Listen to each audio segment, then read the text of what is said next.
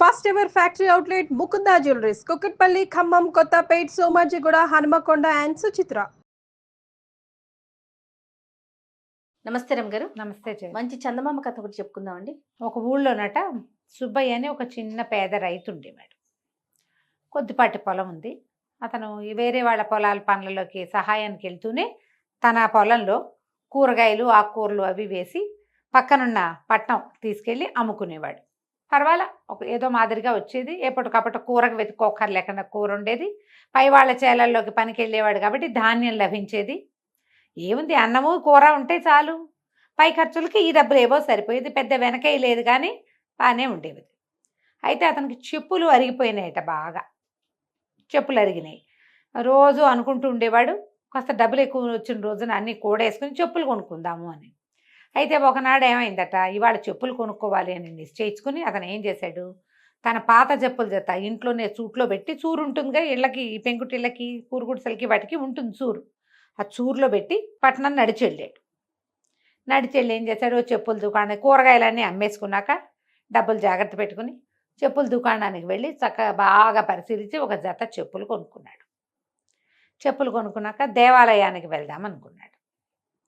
సరే గుడికి వెళ్ళి గుళ్ళో వాకిట్లో చెప్పులు వదిలిపెట్టి లోపలికి వెళ్ళాడు కాళ్ళు కడుక్కుని.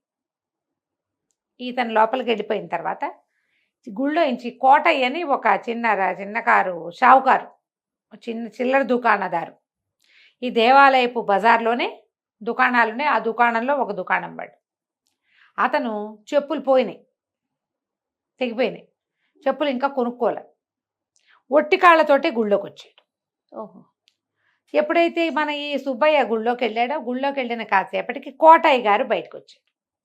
చూస్తే వాకిట్లో చక్కటి కొత్త చెప్పులు కనపడ్డాయి. గుడి వాకిట్లో ఎంత బాగున్నాయి. అటు ఇటు చూశాడు, ఎవ్వరూ కనపడలే. బహుశా ఓనర్ లోపలికి వెళ్ళి ఉంటాడు, చల్లగా ఈ చెప్పులు వేసుకెళ్ళిపోదాం, మన ఎవడు పట్టుకుంటాడని ఆ కొత్త చెప్పులు జత వేసుకుని వెళ్ళిపోయాడు. కోటయ్య వెళ్ళిన ఒక 2-3 నిమిషాలకే సుబ్బయ్య బయటకు వచ్చాడు. చూసేసరికి చెప్పులు కనపడలే. ఎవరైనా పొరపాటున వేసుకెళ్ళారంటే ఏమవ్వాలి, అక్కడ ఇంకో జత చెప్పులు ఉండాలి చుట్టుపక్కల. ఎవ్వరూ లేవు, చెప్పులే లేవు అక్కడ. అంటే కావాలని ఒక్క కొత్త జత ఎవరో వేసుకుంటారు. తన ప్రాణం చివుక్కుమంది. చచ్చి చెడి రూపాయి పావలా ₹1 పోగు చేసుకుని ఆ తెగిపోయిన చెప్పులతోటి, అట్లాగే అరిగిపోయిన చెప్పులతో తిరిగి కొత్త జత కొనుక్కుంటే పోవటం ఏమిటి, అది కూడా దేవాలయంలో పోవటం ఏమిటి, దేవుడి దగ్గర దొంగతనమా, ఎవరు ఈ చెప్పులు వేసుకెళ్ళిందని అటు ఇటు గబగబా చూస్తే తన ముందు నడిచి వెళ్తున్న మనిషి కనపడ్డాడు. దూరంగా ఒక మనిషి నడుస్తూ, మగ మనిషి. ఈయన గబగబా ఆయన తాపీగా నడుచుకుంటూ పోతున్నాడు. కోటయ్య, ఈ సుబ్బయ్య పల్లెటూరు వాడు, పనిమంతు, వ్యవసాయ పనులు చేసేవాడు, విసురు వేరే ఉంటుంది కదా. 4 అంగల్లో ఆ మనిషిని చేరుకున్నాడు. చేరుకుని చూస్తే వెనక నుంచి చూస్తే తన చెప్పుల్లాగానే కనపడుతున్నాయి, కొత్త జతగా కనిపిస్తున్నాయి. చెప్పులు కొత్తవైతే కనపడవు, అంతేగా. సరే ఆయన ఎక్కడికి వెళ్తాడో అని వెనకాలే వెళ్ళాడు. ఆయన దుకాణం బయట చెప్పులు వదిలిపెట్టి కోటయ్య లోపలికి వెళ్ళాడు. ఈయన ఏం చేశాడు, ఆ చెప్పుల దగ్గర నిలబడి బాగా పరిశీలించాడు. ఆ కొట్లో కూడా లేక కొనుక్కునే చెప్పులు పైకి కిందకి ఎక్కువ చూస్తారు. చెప్పులు పరిశీలించి ఇవి మనవే అని నిర్ధారించుకున్నాడు. ఊరికే ఏదో కాళ్ళకేసుకుని తీసుకోలే, చెప్పు ముందు వెనక చూశాడు. ఇప్పుడు కూడా ముందు వెనక చూసి తనవేనని నిర్ధారించుకున్నాడు. ఏమిటో అలా చూస్తున్నావు అని ఆ కోటయ్య అడిగాడు. అడిగేసరికల్లా ఇవి నా చెప్పులండి, తమరు వేసుకొచ్చేసారు, నా చెప్పులు నాకు ఇప్పించండి, వెళ్ళిపోతానన్నాడు. ఉలిక్కిపడ్డాడు ఈయన కోటయ్య. అయ్యో బాబోయ్, కనిపెట్టేశాడు వీడు. ఇప్పుడు తెలిస్తే చుట్టుపక్కల చెప్పులు దొంగతనం చేశామని పరుగు పోతుంది. జనక ఎట్లా ఉంటుందంటే చేసేస్తారు. మనుషుల మనస్సులు ఎలా ఉంటాయంటే ఇప్పుడు తాగేస్తారు, తిరిగేస్తారు, తప్పుడు పనులు చేస్తారు, మోసం చేస్తారు, అన్యాయం చేస్తారు. కానీ ఎవరికి తెలియకూడదు. తెలిస్తే పరుగు పోతుంది. పరుగు పోయే పని అసలు చేయటం ఎందుకు? అంతేగా. ఇప్పుడు చిన్నపిల్లలు అనుకోజయ్య, తెలీదు వాళ్ళకి.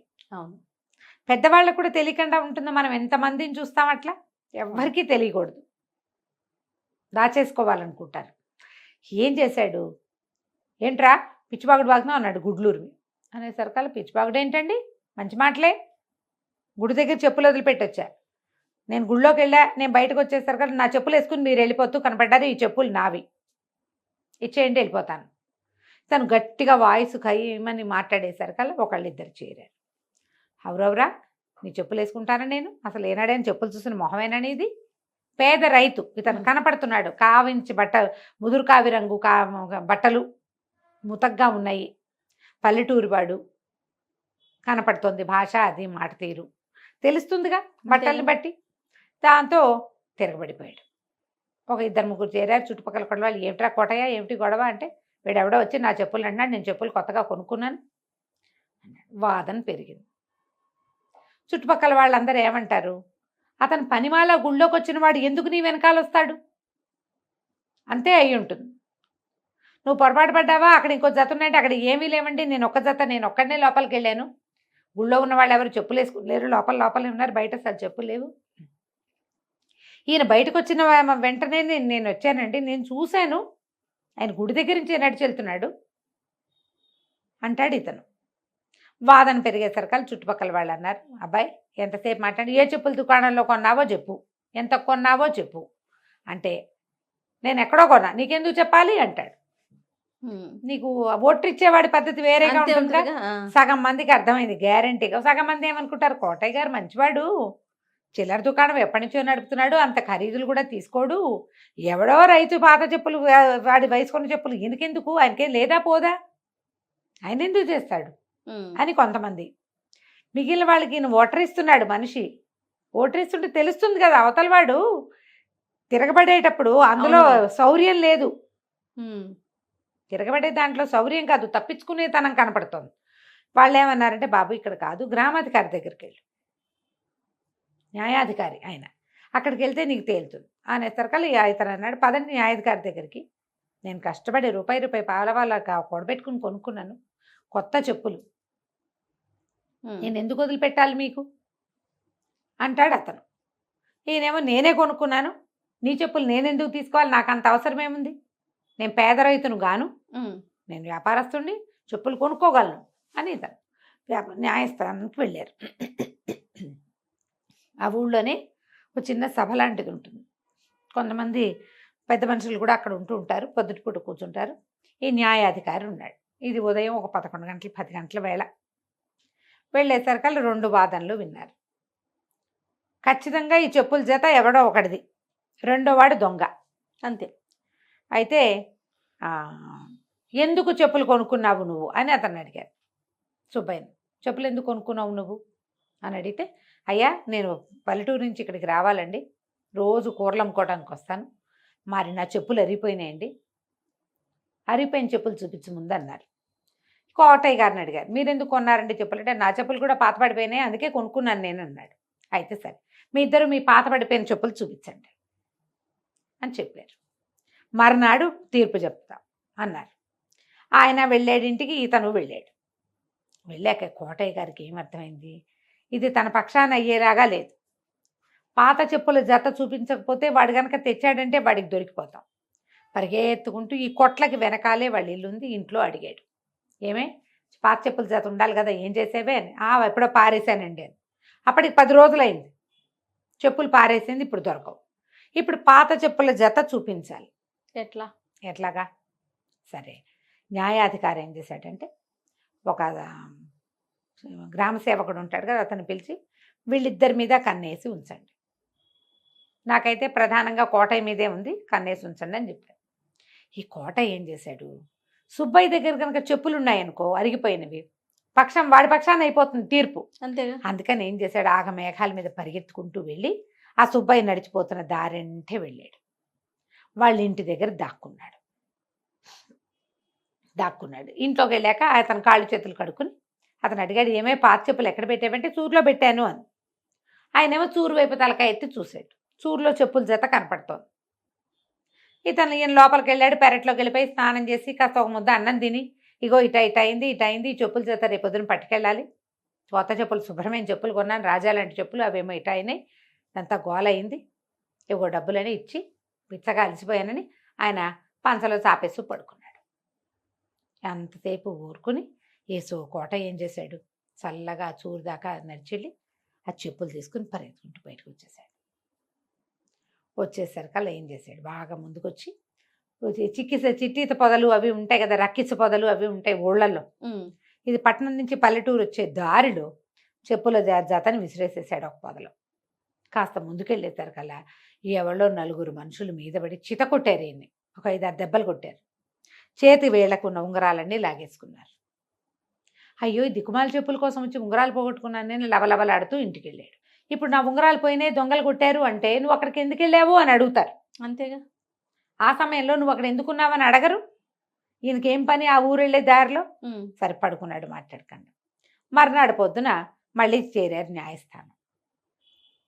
చేరిన తర్వాత కోటయ్య గారిని అడిగితే ఆ చెప్పులు లేవండి, పారేసింది నా భార్య అని చెప్పాడు.